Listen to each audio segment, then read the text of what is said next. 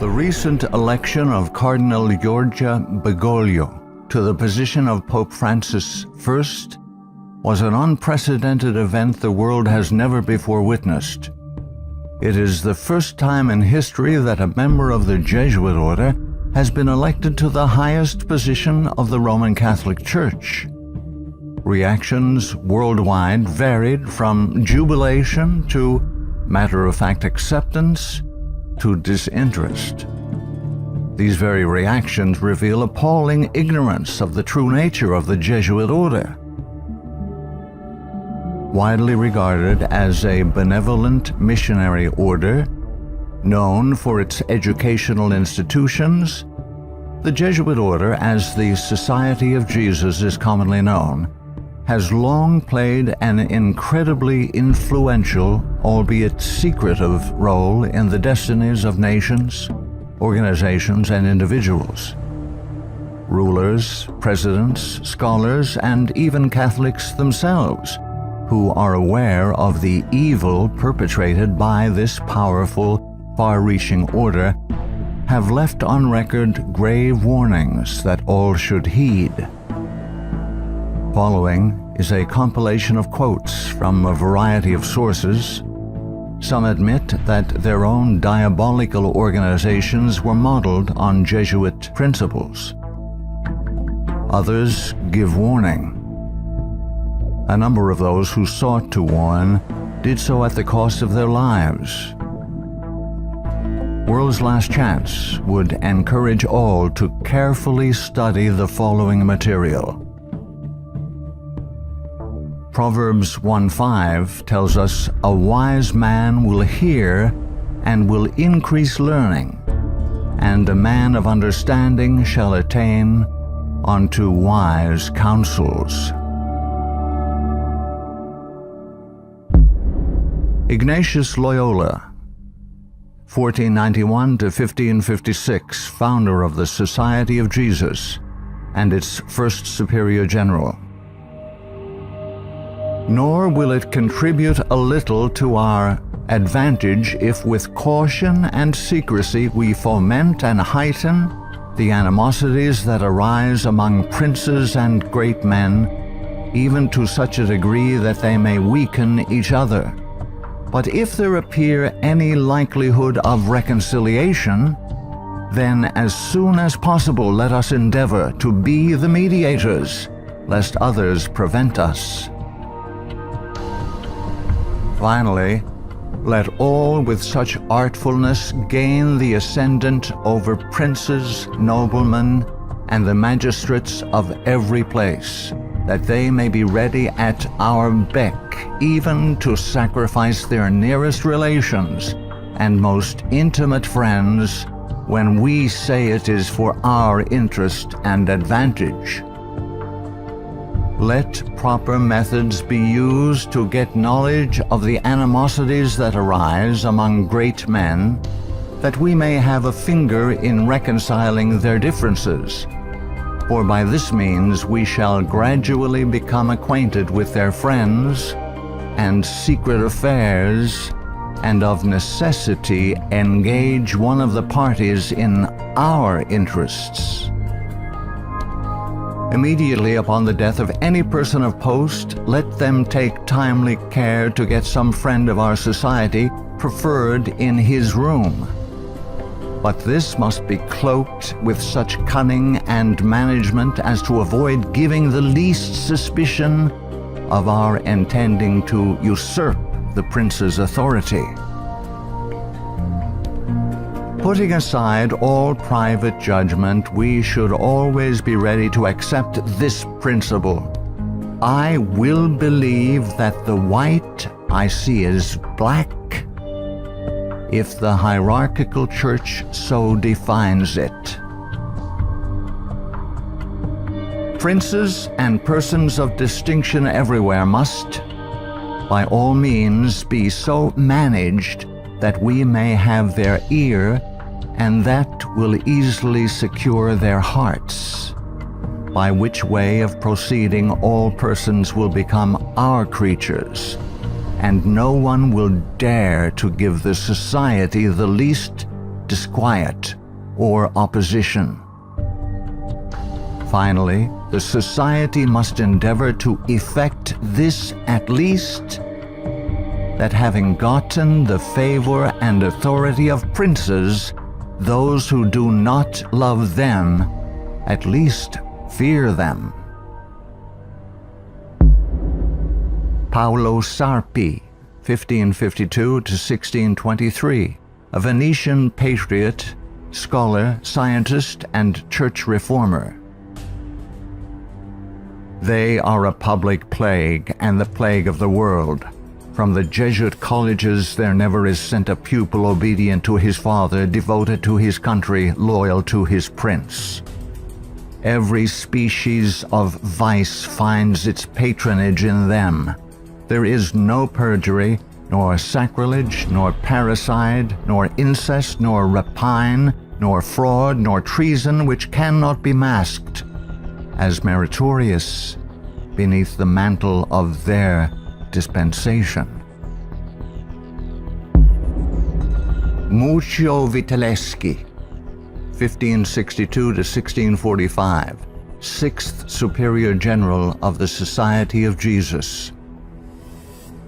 When sovereigns require a Jesuit's opinion on any subject, the Jesuit in question is to report the matter to his superior, who is to lay it before several Jesuits for discussion. The resolution formed after this consultation is supplied to the Jesuit, who has been consulted by the sovereign. Priest Antoine Arnaud, 1612 to 1694. Do you wish to excite troubles, to provoke revolution, to produce the total ruin of your country? Call in the Jesuits and build magnificent colleges for these hot-headed religionists. Suffer those audacious priests in their dictatorial and dogmatic tone to decide on affairs of state. Michelangelo Tamburini, 1648 to 1730, 14th Superior General of the Society of Jesus. See, sir, from this chamber I govern not only to Paris, but to China, not only to China, but to all the world, without anyone to know how I do it. Pope Clement XIV, 1705 to 1774. Following are Pope Clement XIV's words upon signing the Bull of Suppression and Extinction of the Jesuits. A bull is the strongest legal document a pope can issue. The suppression is accomplished. I do not repent of it, having only resolved on it after examining and weighing everything, and because I thought it necessary for the Church. If it were not done, I would do it now. But this suppression will be my death. Pope Clement XIV knew the Jesuits very well and expected to die at their hands. He was correct. He was poisoned. A peasant woman was persuaded by means of a disguise to procure entrance into the Vatican and offered to the Pope a fig in which poison was concealed. Clement XIV was exceedingly fond of this fruit and ate it without hesitation. The same day the first symptoms of severe illness were observed, and to these rapidly succeeding violent inflammation of the bowels. He soon became convinced that he was poisoned and remarked, "Alas, I knew they would poison me, but I did not expect to die in so slow and cruel a manner." His terrible sufferings continued for several months. When he died, the poor victim, said Comenon, of the execrable Jesuits to which the Bishop of Pistoia, Scipio di Ricci, the nephew and heir of Jesuit General Ricci, fully agreed. Pope Pius VII, the Pope who restored the Society of Jesus. Soon after Pope Pius VII was released from Napoleon's prison in 1814, he quickly restored the Society of Jesus with the papal bull Sollicitudo Omnium Ecclesiarum. If any should again attempt to abolish it, the Society of Jesus, he would incur the indignation of Almighty God and of the holy apostles Peter and Paul. John Adams, 1735–1826, second President of the United States of America. In 1816, John Adams wrote to Thomas Jefferson, third President of the United States, regarding the restoration of the Society of Jesus. My history of the Jesuits is not eloquently written, but it is supported by unquestionable authorities, is very particular and very horrible. Their restoration is indeed a step toward darkness, cruelty, perfidy, despotism, death. I do not like the appearance of the Jesuits. If ever there were a body of men who merited eternal damnation on earth and in hell, it is this Society of Loyolas. Shall we not have regular swarms of them here, in as many disguises as only a king of the gypsies can assume, dressed as painters, publishers, writers, and schoolmasters? If ever there was a body of men who merited eternal damnation on earth and in hell, it is this Society of Loyolas. We are compelled by our system to offer them asylum. Napoleon Bonaparte, 1769–1821, Emperor of the French. The Jesuits are a military organization, not a religious order. Their chief is a general of an army, not the mere father abbot of a monastery. And the aim of this organization is power. Power in its most despotic exercise. Absolute power, universal power, power to control the world by the volition of a single man. Jesuitism is the most absolute of despotisms, and at the same time the greatest and most enormous of abuses. The general of the Jesuits insists on being master sovereign over the sovereign. Wherever the Jesuits are admitted, they will be masters, cost what it may. Their society is by nature dictatorial, and therefore it is the irreconcilable enemy of all constituted authority. Every act, every crime, however atrocious, is a meritorious work, if committed for the interest of the Society of the Jesuits or by the order of the general. Adam Weishaupt, 1748–1830, a Jesuit German philosopher and founder of the Order of the Illuminati. The degree of power to which the representatives of the Society of Jesus had been able to attain in Bavaria was all but absolute. Members of the order were the confessors and preceptors of the electors, hence they had a direct influence upon the policies of government. The censorship of religion had fallen into their eager hands, to the extent that some of the parishes even were compelled to recognize their authority and power. To exterminate all Protestant influence and to render the Catholic establishment complete, they had taken possession of the instruments of public education. It was by Jesuits that the majority of the Bavarian colleges were founded, and by them they were controlled. By them also the secondary schools of the country were conducted. The Marquis de Lafayette, 1757–1834, a French statesman and general. It is my opinion that if the liberties of this country, the United States of America, are destroyed, it will be by the subtlety of the Roman Catholic Jesuit priests, for they are the most crafty, dangerous enemies to civil and religious liberty. They have instigated most of the wars of Europe.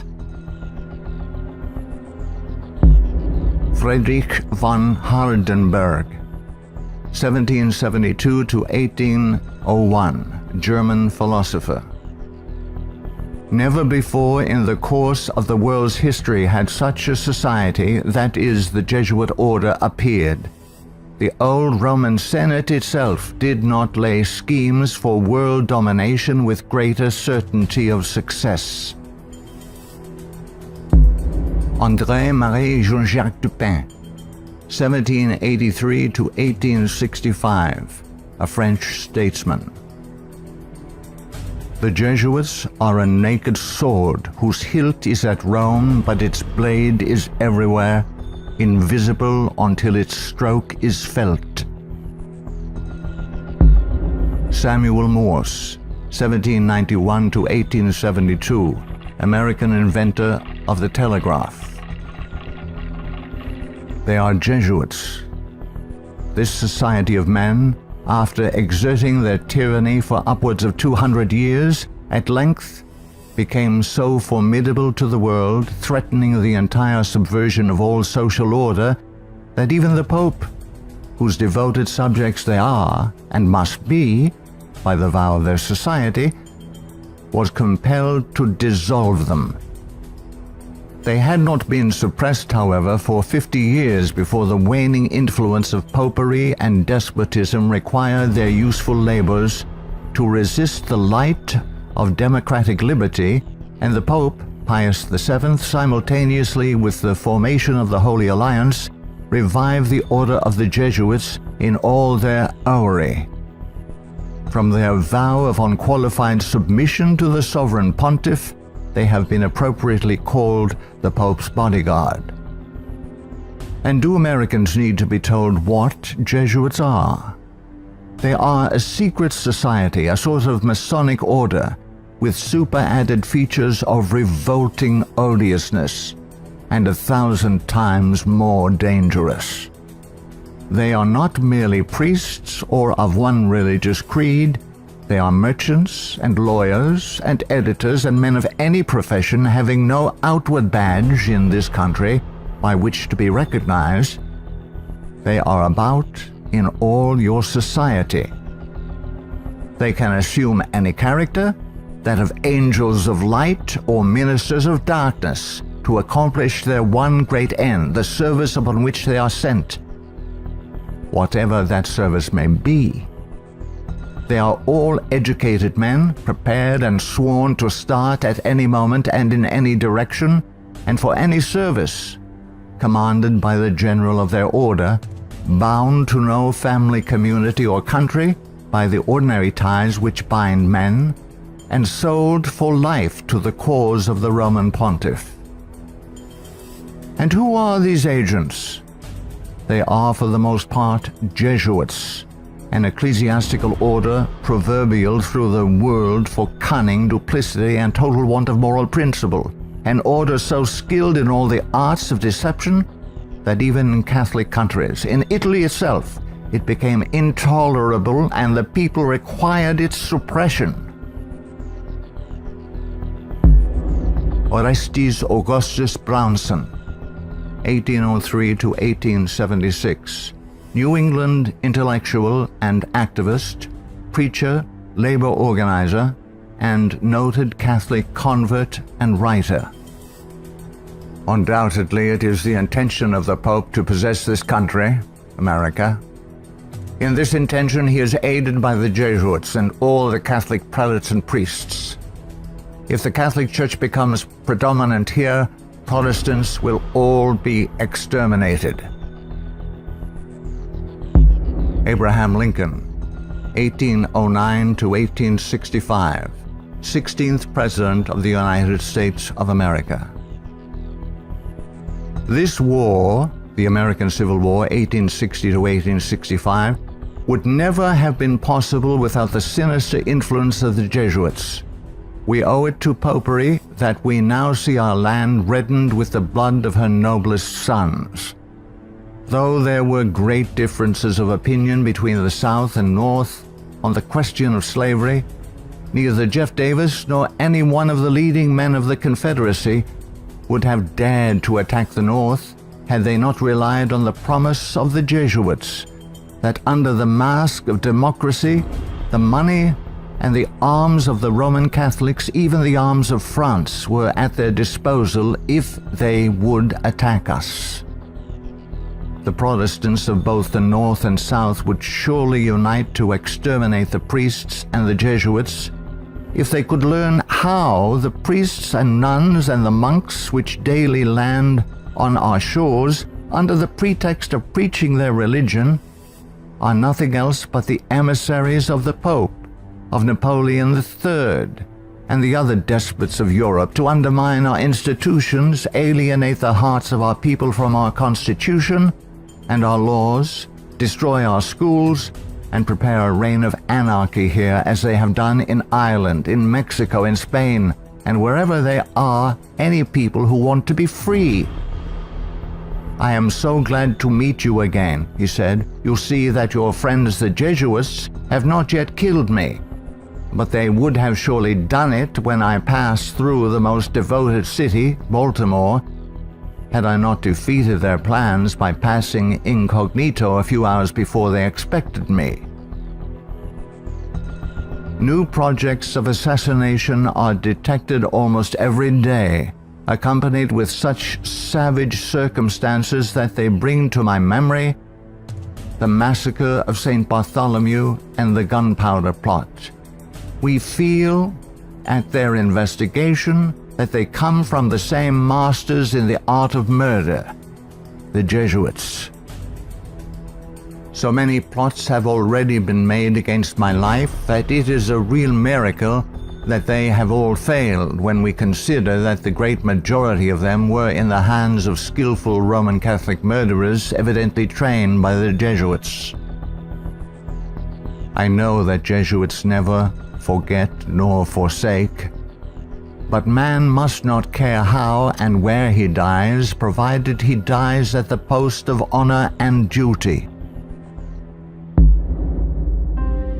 Charles Chineke, 1809 to 1899, Canadian ex-Catholic priest. From that the Catholic priests with the most admirable ability and success have gathered their Irish legions into the great cities of the United States, and the American people must be very blind indeed if they do not see that if they do nothing to prevent it, the day is very near when the Jesuits will rule their country, from the magnificent White House at Washington to the humblest civil and military department of this vast republic. Brigadier General Thomas M. Harris, 1817 to 1906, physician and Union General during the Civil War. The organization of the Roman Catholic hierarchy is a complete military despotism of which the Pope is the ostensible head. The Black Pope is the head of the Order of the Jesuits and is called a general. He not only has command of his own order, but directs and controls the general policy of the Roman Catholic Church. He is the power behind the throne and is the real potential head of the hierarchy.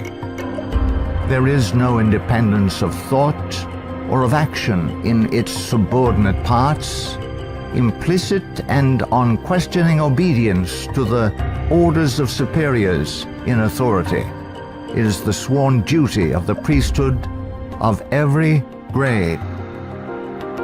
It would seem that the Jesuits had had it in mind from the beginning of the war, the American Civil War of 1861 to 1865, to find an occasion for the taking off, that is the assassination, of Mr. Abraham Lincoln. The favorite policy of the Jesuits is that of assassination. Fyodor Dostoevsky, 1821 to 1881, famous Russian novelist. The Jesuits are simply the Roman army for the earthly sovereignty of the world in the future, with the Pontiff of Rome for emperor. That's their ideal. It's simple lust of power, a filthy earthly gain of domination, something like a universal serfdom with them as masters. That's all they stand for. They don't even believe in God, perhaps. Margaret F. Cusick, 1829 to 1899, converted nun of Kenmare. The great idea of the Jesuit has always been a universal spiritual and temporal monarchy in which the Jesuit should reign supreme. England has always been the place desired for the base of operations necessary for this end. Hence the blood, the tears shed, and the schemes undertaken in this country by the Jesuit. He has by no means ended his efforts for the subjugation of the world to Rome through England. When the Jesuit is expelled from one place, he is not slow to find another. France may reject him, not without cause, but England opens her arms to him. Catholic Italy may deprive him of the glories of his once famous home in the Jesuits, but America opens her doors to him. He is the wandering Jew of the Romish Church. He is followed by the execrations of those by whom he was once beloved until they discovered his iniquities. Charles Haddon Spurgeon, 1834 to 1892, British particular Baptist preacher known as the Prince of Preachers. Our ancient enemies have small belief in our common sense if they imagine that we shall ever be able to trust them, after having so often beheld the depths of Jesuitical cunning and duplicity. The sooner we let certain archbishops and cardinals know that we are aware of their designs and will in nothing cooperate with them, the better for us and our country. Of course, we shall be howled at as bigots, but we can afford to smile at that cry when it comes from the church which invented the Inquisition. No peace with Rome is the motto of reason as well as of religion. Richard W. Thompson, 1809 to 1900, Secretary of the Navy, United States of America. The Jesuits are the deadly enemies of civil and religious liberty. The Jesuit general occupies the place of God and must be obeyed, howsoever the peace and welfare of the multitude may be imperiled or the nations be convulsed from center to circumference. The Society of Jesuits must obtain the mastery, even if general anarchy shall prevail, or all the world besides be covered with the fragments of a universal wreck. The sovereigns of the Holy Alliance had massed large armies and soon entered into a pledge to devote them to the suppression of all uprisings of the people in favor of free government. And he, Pius VII, desired to devote the Jesuits, supported by his pontifical power, to the accomplishment of that end. He knew how faithfully they would apply themselves to that work, and hence he counseled them in his decree of restoration to strictly observe the useful advices and salutary counsels whereby Loyola had made absolution the cornerstone of the society. Luigi de Sanctis, 19th century ex-official censor of the Inquisition. All these things caused the Father General of the Jesuits to be feared by the Pope and sovereigns. A sovereign who is not there, the Jesuits' friend, will sooner or later experience their vengeance. At what then do the Jesuits aim? According to them, they only seek the greater glory of God. But if you examine the facts, you will find that they aim at universal dominion alone. They have rendered themselves indispensable to the Pope, who without them could not exist, because Catholicism is identified with them. They have rendered themselves indispensable to governors and hold revolutions in their hands. And in this way, either under one name or another, it is they who rule the world. He who thinks he knows the Jesuits by having read all the books that were written in the past century, the 18th century, to unmask them would be grossly deceived. The Jesuitism of that day was an open war against the gospel and society.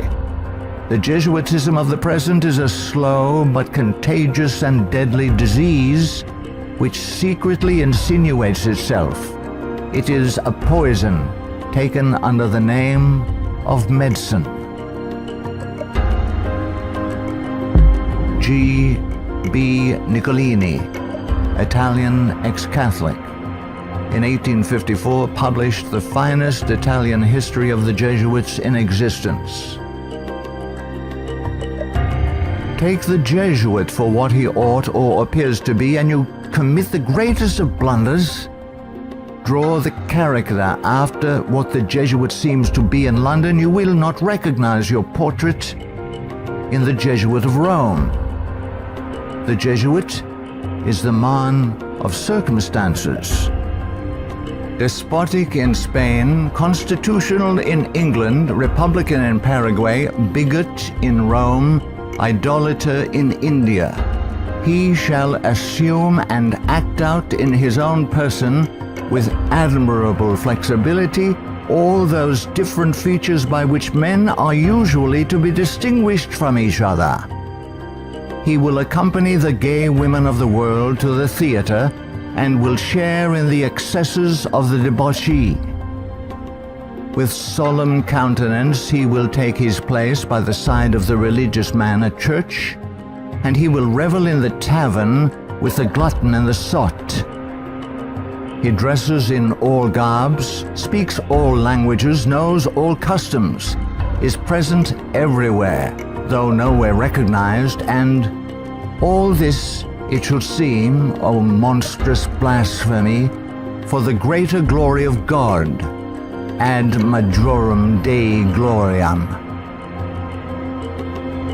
The members of the society are divided into 4 classes: the professed, coadjutors, scholars, and novices.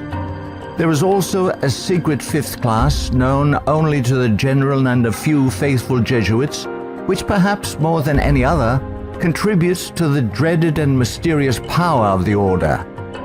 It is composed of laymen of all ranks, from the minister to the humble shoeboy. These are affiliated to the society, but not bound by any vows.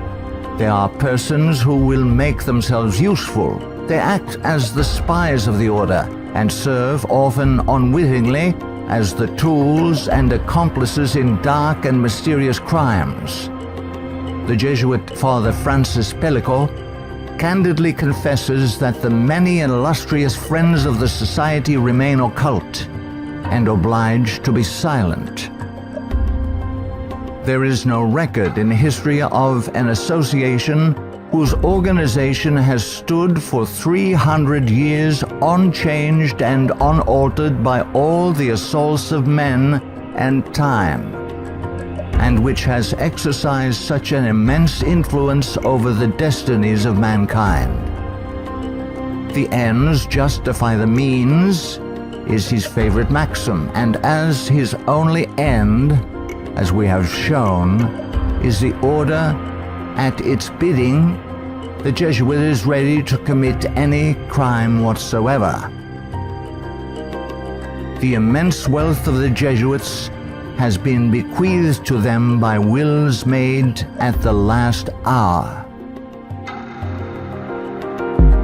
Francis Parkman, 1823 to 1893, American historian.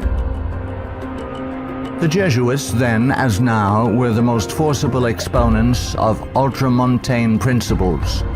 The Church to rule the world, the Pope to rule the Church, the Jesuits to rule the Pope. Such was and is the simple program of the Order of Jesus, and to which they have held fast except on a few rare occasions of misunderstanding with the vice-regent of Christ. Hector Macpherson, 1851 to 1924, prolific Scottish writer and journalist. So hurtful was the Jesuit order found to be that up to 1860 it was expelled no fewer than 70 times from countries which had suffered from its machinations.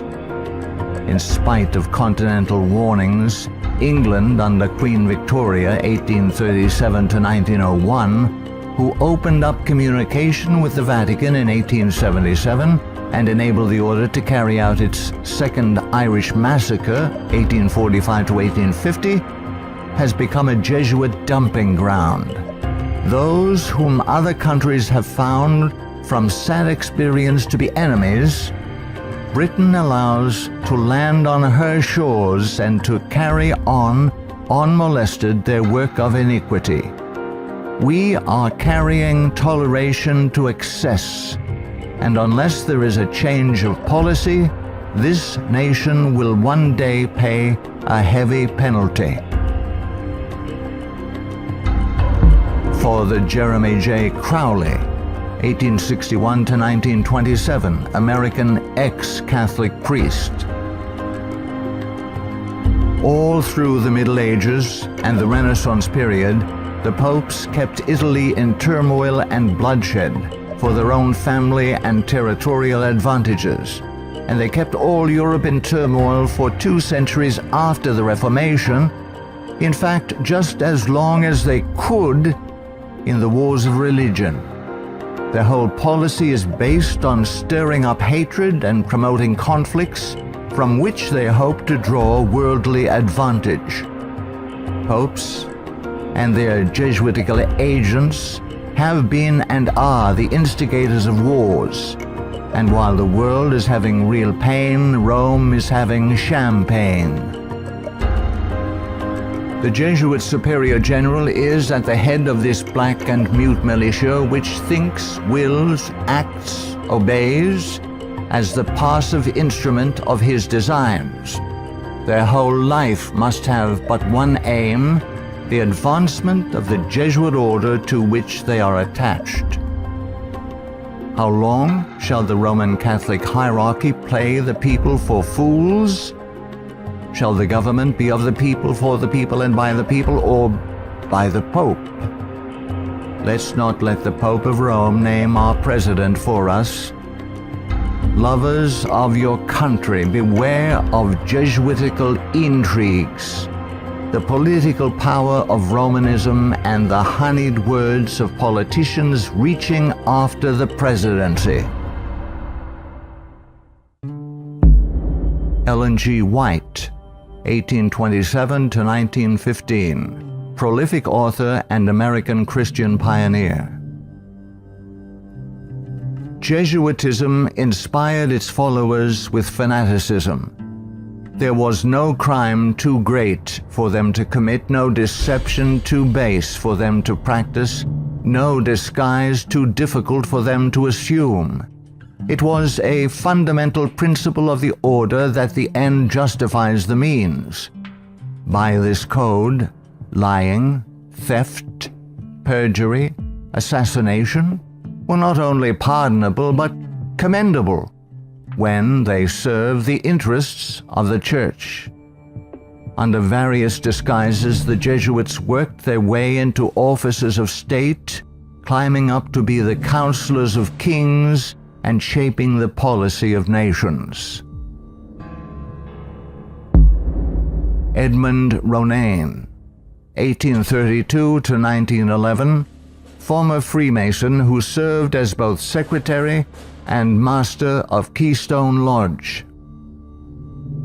The religion of Masonry is a system of absolute despotism, and like that of Rome, demands a blind, unquestioning obedience to all its laws, rules, and edicts, whether right or wrong.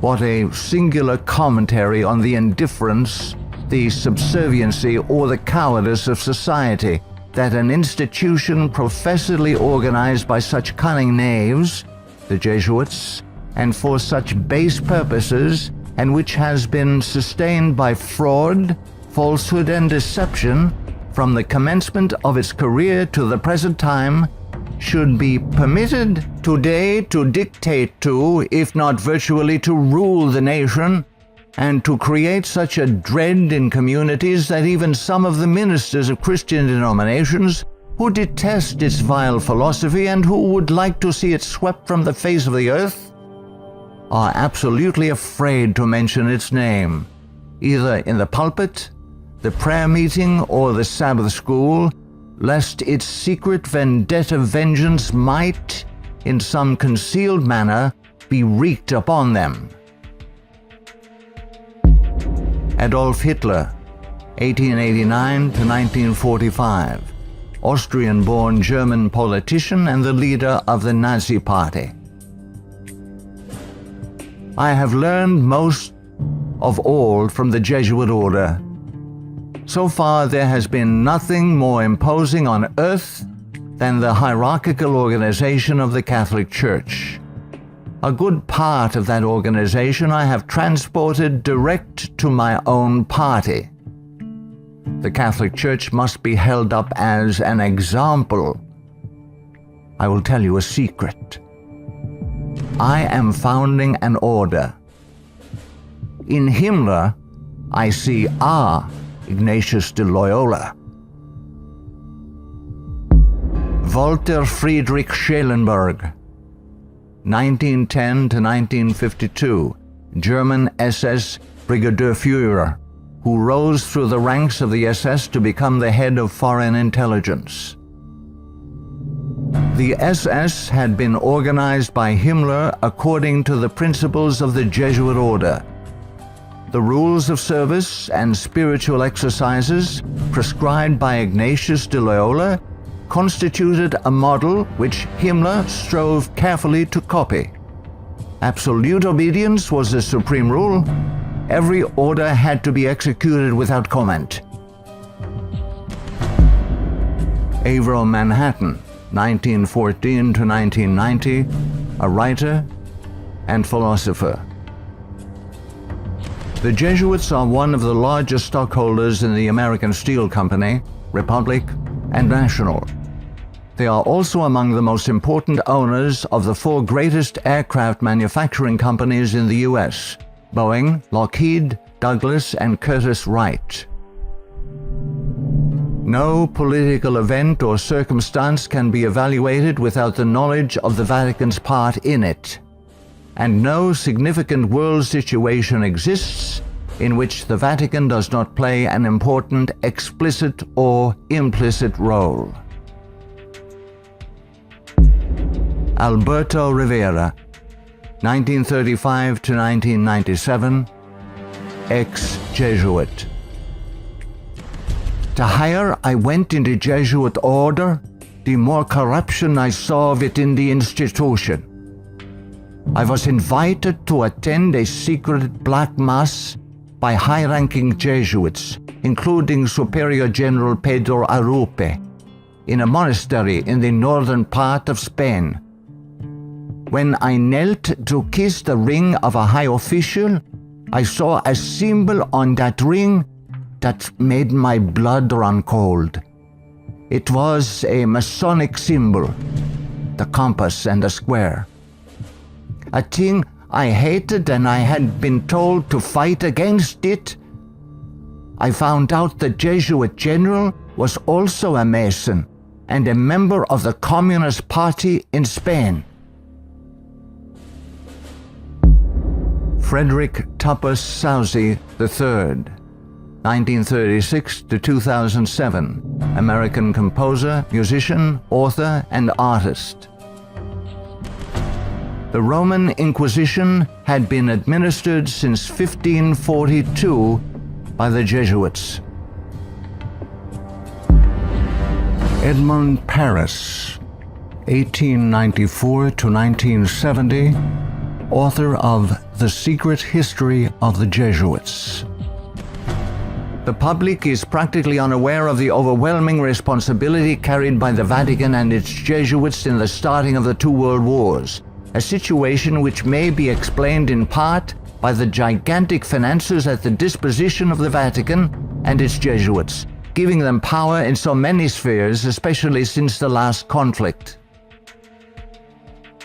The Jesuits are a secret society, a sort of Masonic order, with super-added features of revolting odiousness and 1,000 times more dangerous. The Führer had come to power thanks to the votes of the Catholic Zentrum, Central Party overseen by Jesuit Ludwig Kass, only 5 years before, 1933. But most of the objectives cynically revealed in Mein Kampf were already realized. This book was written by the Jesuit-controlled Father Bernhard Stempfler and signed by Hitler. For it was the Society of Jesus which perfected the famous Pan-German program as laid out in this book, and the Führer endorsed it. Nino Lobello, 1922 to 1997, American author and journalist, specialized in writing about the Vatican. The Pope's confessor, an ordinary priest, must be a Jesuit. He must visit the Vatican once a week at a fixed time, and he alone may absolve the Pope of his sins.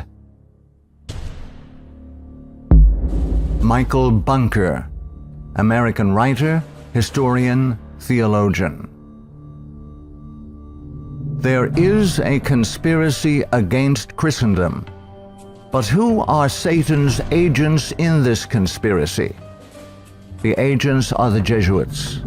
Even though the Jesuits exude vast influence and control in the areas of theology, education, recorded history, and current media, I am still perplexed that virtually no literature exists exposing the Jesuits' influence on mainline Protestantism. In this work, the author uncovers forgotten history regarding the cooperative salvation theology of the Jesuits. From Cain to Charles G. Finney, this book proves that modern Protestantism has abandoned the doctrines of grace and embraced the satanic doctrines of cooperative salvation. Eric John Phelps, 1953, still living, author and protagonist in the truth-seeking movement in the United States. In the 20th century, the Jesuits have conducted their inquisition under the names of Nazism, fascism, communism, and now Islamic terrorism, with their inquisitors Adolf Hitler, Francisco Franco, Joseph Stalin, and now Osama bin Laden. Today, the Black Pope orders his Holy Office of the Inquisition, renamed in 1965 the Sacred Congregation for the Doctrine of the Faith, through his international intelligence community headed by papal knights, including Skull and Bonesman George W. Bush. To the abhorrent Jesuit doctrine of regicide, the killing of kings, we must now direct our attention that we may understand an established policy calculated to obtain or maintain the mastery of all nations following well-planned assassinations. In the past, the order's assassins were either Jesuits, like Jacques Clement, or killers easily connected to the influence of the company, men like John Wilkes Booth. Today, these professional terminators are cleverly distanced from their Masonic master, the Black Pope, and given deceptive titles by the Pope's internationally controlled press corps, jurists, and historians. Such titles as anarchists, nihilists, rogue agents within intelligence agencies, or just lone nut assassins. Sometimes these individuals in fact do the killing, consciously and unconsciously, as do the programmed Manchurian candidates, they sacrifice themselves, die in the act, or are punished for their crimes. Created by Loyola in 1534 and sanctioned by Paul III in 1540.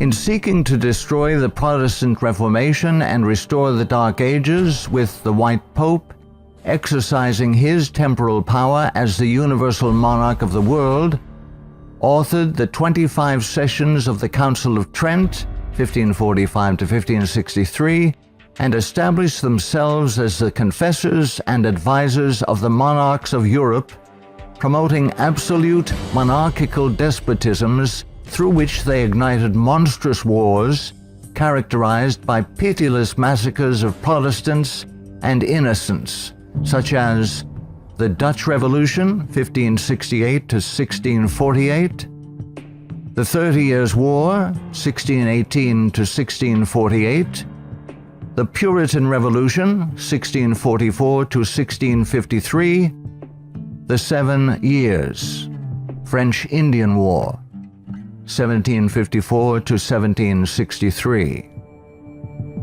While oppressing and weakening the peoples of the nations and the Semitic Hebrew Jewish race with the Holy Office of the Inquisition, aided by the Knights of Malta and later Scottish Rite Freemasonry from 1540 to 1773, we as God's people in 14th Amendment America have received the Lord Jesus Christ as our personal Savior according to His blessed gospel set forth in His infallible Holy Scriptures.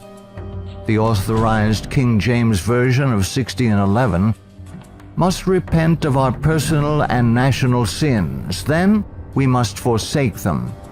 Some of those sins are: 1. Permitting the army of the Black Pope, the company of the Society of Jesus, to exist, mightily prosper, and absolutely control the government of the United States through its Council on Foreign Relations within our borders. 2. Believing the Jesuit-controlled American press, which has continually lied and deceived us throughout the 20th century. 3. Permitting the Jesuits' Federal Reserve banking system and United Nations to exist within our borders, as these two bodies have successfully destroyed popular liberty, liberalism, and the national sovereignty of every nation in the world pursuant to the purposes of the Jesuits' Holy Alliance. 4. Waiving our Fourth and Fifth Amendment rights secured by the declaratory and restrictive clauses of the Bill of Rights at the insistence of the Baptists of Virginia, and so dearly paid for with torrents of blood by our Protestant forefathers, through filing our confessions every April 15th, paying the heavy and progressive communist income tax, thereby financing a multitude of sins. 5. Permitting the drafting, vaccinating, and sending of our sons abroad to fight the Pope's foreign wars, such as the war in Vietnam and the recent wars in Serbia, Iraq, and now Afghanistan, resulting in the further destruction of American liberals and foreign heretics so condemned by the Jesuits' Council of Trent. 6.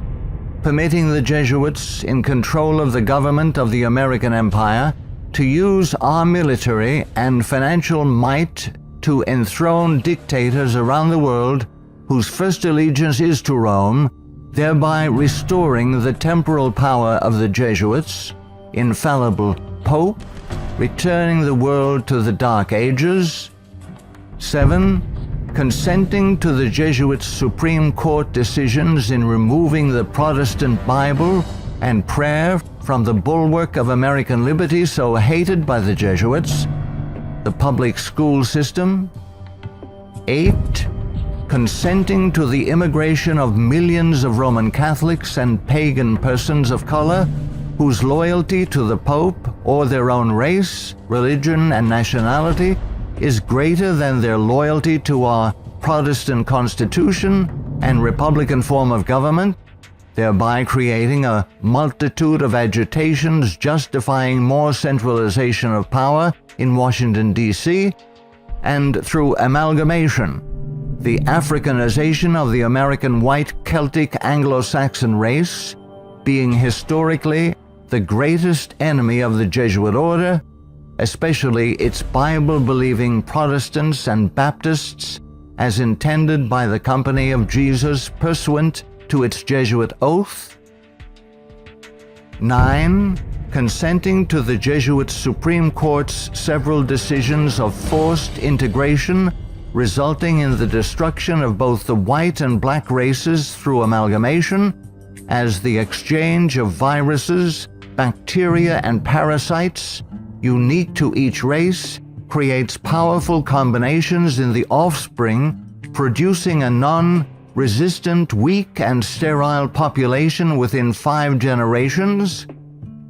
10. Consenting to the Jesuit Supreme Court's decision of legalized abortion, resulting in the mass murder of unborn babies, polluting the land with innocent blood, ultimately collapsing the Ponzi scheme called the Social Security system, justifying mass murder of the elderly by the coming fascist dictator, provoking the Lord against us to consume us, until there be no remnant nor escaping in the land, by means of a massive military invasion composed of a coalition of nations, cleansing the land with the blood of unrepentant and unforgiven American murderers. 11. Succumbing to race hatred as a result of Jesuit-controlled Masonic agitators such as the White Knights of the Ku Klux Klan and the Black Nation of Islam, justifying the imposition of martial law when the inner-city race wars begin. 12. Sheepishly giving up our real wealth, gold and silver coins in exchange for indulgences, the Jesuits' worthless paper money called Federal Reserve notes, and thereby becoming a nation of overworked, unprincipled, money-hungry thieves. 13. Consenting to the cattle brand of the Jesuits' Social Security number as a means of identification to be used by their international intelligence community, begun by Hitler's SS at Dachau, it being the forerunner of. 14.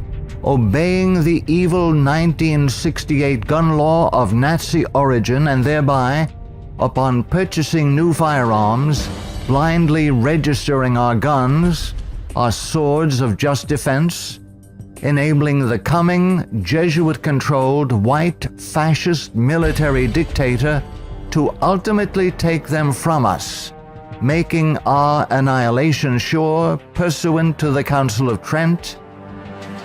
15.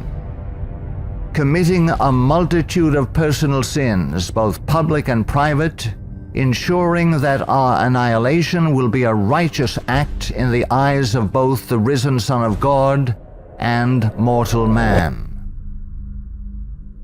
Far from being the benevolent educational missionary society many view the Society of Jesus as being, the Jesuit order is responsible for some of the most heinous acts in recorded history.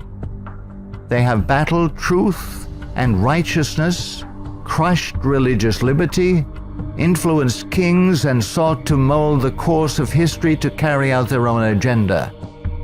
Now that the visible head of the Roman Catholic Church is himself a member of this order, the power of the Jesuit order is complete. Let all who love truth, all who love freedom, take heed and beware of the danger now facing the world in the person of Pope Francis I. Error and wickedness will ever seek to use force against truth and righteousness. Now is the time to draw close to Yahuwah, setting aside the sin that doth so easily beset, and surrender all to the Creator. He will accept all who come to him in faith. A prudent man foreseeth the evil, and hideth himself, but the simple pass on, and are punished. You have to let it all go. Fear. Doubt. Disbelief.